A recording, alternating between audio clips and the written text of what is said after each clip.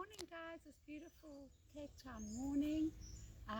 Today I'm focusing on what I call a functional mobility and cool down routine. And this is important for people who have back problems, hip problems, or just beginners starting. And also it's really important for competitors or runners and cyclists. A lot of us tend not to do these sort of exercises because they are time consuming. The problem is so many people get stiff and overuse injuries, and they fail to really assess how their body is moving and to improve the flexibility and strength. Many cyclists, many runners lose their ability to move side to side or up and down. People's hamstrings get really short, the hip flexors get tight.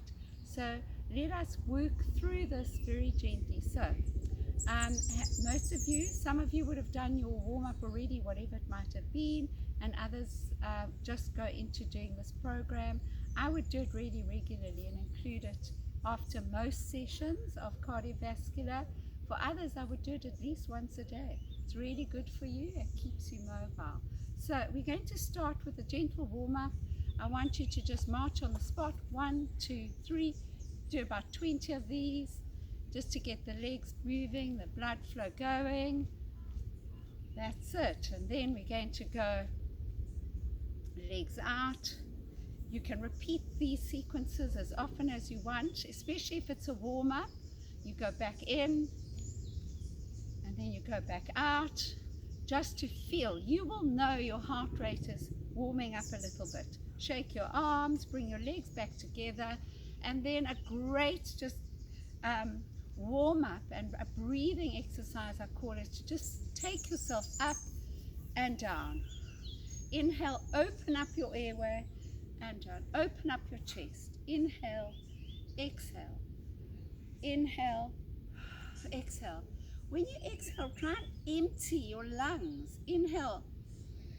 In fact, if you breathe through your nose and out through your mouth, that activates a lot more of your abdominal muscles as well. So try that. Inhale, exhale. One more. Inhale, exhale. Get your position down now. Mobilize your legs, and now I want you to swing. Those of you who've got a bad back, please do it gently. Others of you to swing, release your shoulders. You know, a lot of back problems are caused because people are like this and their body is tense in the upper back. You've got to learn to swing it out, release it, relax your jaw, smile. When your jaw is tight, everything else tightens. So, and you see all the wrinkles. But move it out, move it out. You can do 20 of these, more if you have to. Okay, now for those that can, to rotate, let's get some movement through your spine. Keep the shoulders down. People with backs and bad hips, don't overdo it. Don't be overzealous. Remember, we're just cooling down. Let your head go with you if you can. So you get rotation through the spine. Open up all the vertebrae. Get blood flowing right down your body if you can. That's it. It even pushes up my heart rate. You know, so it might be little, but that's fine. Right, now just move again. We're now going to do some heel raises. Some of you might want to hold on to something. Lift up and pull back. When you lift up, squeeze your butt. Squeeze your butt and pull your belly back. Make it more effective. So try and get the most out of each move that you can. Now we've got the time to do it, so let's do that. 4 more. 1 and 2 and 3. Last one. 4. And now I just want to take your left leg. I want you to kick back so that we can warm up your hamstrings a little bit. And the other side.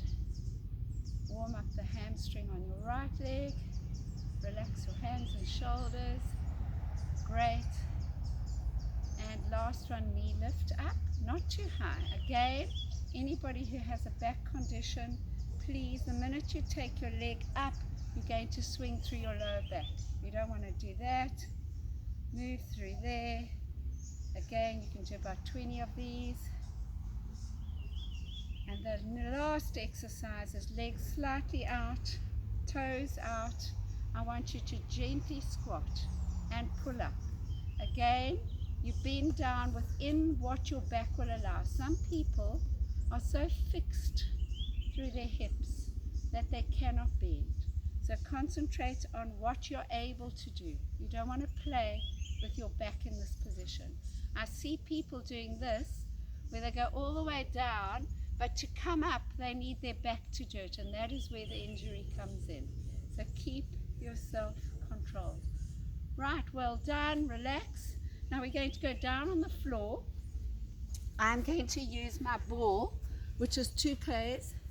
You can either use a dumbbell. If you don't have that at home, take a water bottle like I've told you before in previous videos. Use a water bottle, but fill it right up to the top so that there's no water shaking. So lie on your back. I'm using a dishcloth because I didn't want to walk in through a house. Get a towel. Some of you might want to take a towel like this, fold it into a little folded cloth and put it behind your head. That gives your neck a lot more stability. Hold it down there, feel comfortable. Take the ball in your right hand, starting with it next to your body, and I want you to control how you lift. This looks much easier than it actually is, but what it teaches you is to get stability through the shoulder and arm. A lot of our forearms become very weak, and we have weak wrists and hands, so this becomes a chance to control. But not only that, lying like this, keeping your legs straight, you actually also have to use your abdominal muscles to keep your body stable. It's a great exercise. For those that want to, you can go heavier if you can find something to make it heavier. I'd hate to have a pot plant that drops on your head, so be careful. As I say, I see people dropping the ball frequently until they get stronger. 2 more for luck. And I'm going to change over. Careful how you change again so you don't drop in the face. And I'm going to do 10, 2, 3. I'm so privileged because as I'm lying here with this blue sky, there are hundreds of swallows actually flying above me. It's so beautiful. Keep going. 4 more. 3. Think of that area below your belly button. And last one. And then release it so you relax the shoulders. Now take the ball or whatever you're going to be holding in both hands. For those of you who restricted shoulders, you go back only to where you can. For the others of us, you go inhale and pull your belly to the spine as you exhale. Pull your ribs down as you exhale. Inhale, exhale. That's where you stay. For the others, inhale and exhale and come up into a controlled crunch. Inhale, exhale. Inhale, there is no jerking. Watch that my neck is not dipping. I'm keeping the same arc and the same stability through my neck. My neck gets tired, just stop and go back to and revert back to the beginning, to the starting position. I'm going to do 1 more and relax. Now I'm going to take the ball between my knees. If you haven't got a ball, you can use a pillow, and I want you to, a pillow, please. Relax your shoulders and hands, palms up. Inhale and squeeze, and squeeze. Sometimes if your back is very sensitive, please don't do a hard squeeze in. Make it gentle. We're engaging these inner thigh muscles, but we don't want to pull too much that aggravates the spine, please. and keep doing. I would do 20 of these, but for now I'm just going quickly so we can get through the video. From there, I'd like you to take the ball out, put it down. For those who are beginners, those of us who are advanced, you can keep the ball there, but I'm going to demonstrate now without. We're going to do some pelvic tilts. So people with a bad back, I just want to roll up and down, very little movement. For those of you who are stronger, inhale, curling your coccyx off the floor, one vertebra at a time, and exhale, lower down, and release the butt muscles. So inhale, exhale, without using your neck or shoulders, and exhale. Inhale and exhale. But as I said before, you can keep the ball so that you keep the inner thigh muscles more engaged whilst doing this exercise. That's fine. And I'm going to do 4 more. 1. This prepares you to take it into more of an advanced position. And 1 more. I've got to keep checking that I've got my shoulders down. Relax it. Now, I want you to go into a slight bridge position. Inhale. Exhale, curl up again from that position, coccyx up into a bridge position. A lot of people start putting pressure in their neck. Please don't allow that to happen. So go as high as you can. In that position, I don't want to see that. I want you down, and I want you to feel that you're pulling your ribs towards your hips so it hollows you.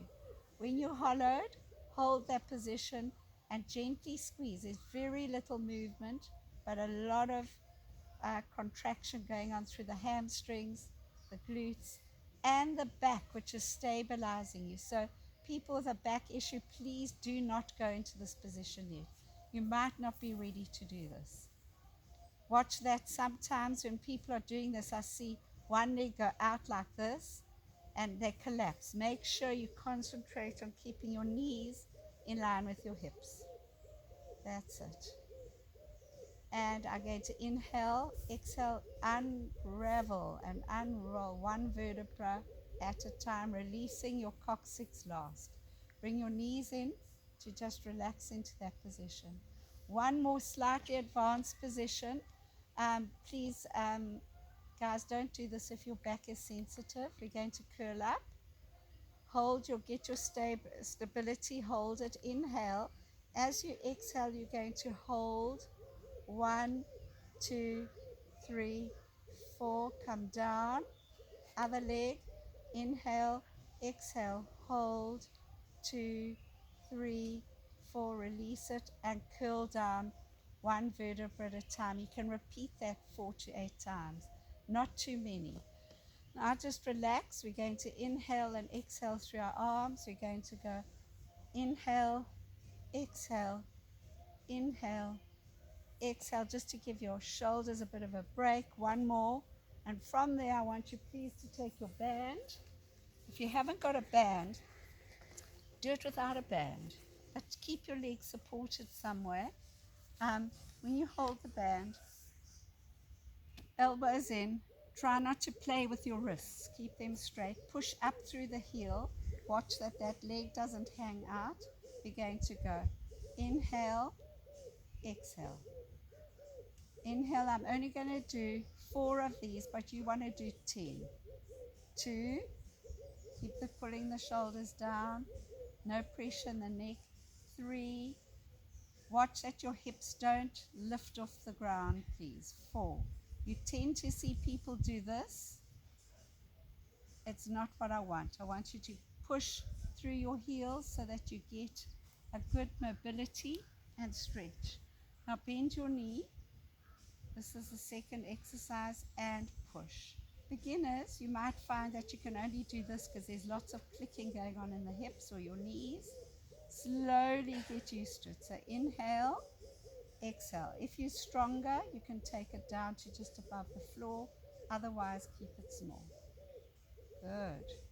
I'll just do 2 more so you know what to do. And last one.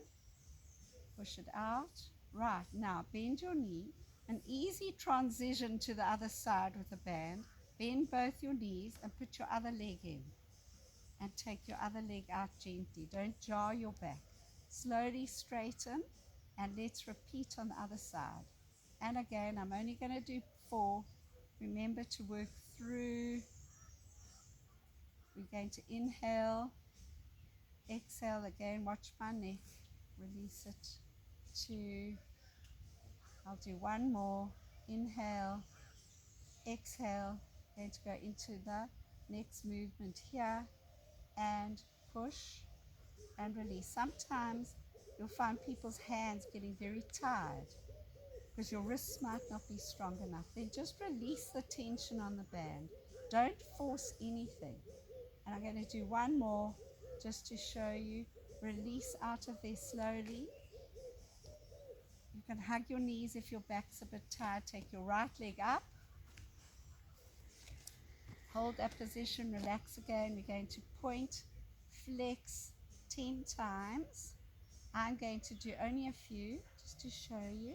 Work through that leg. It's quite hard just holding the leg. Then we're going to do 5 little rotations clockwise and then anti-clockwise. That's it. To get out of this position, don't just drop. Release your knee, take it down. Take the other leg up and point, flex. Again, watch it, you're not creeping into your neck and shoulders. Your legs need to be mobilized. And now we're going to do 10 of those, but I'm going to go straight into my rotations. And the other way. Good too. The ankles get very stiff, people. Got to learn to release them. To get out of there, in here, bring both your knees in. Just a little gentle rock on your lower back.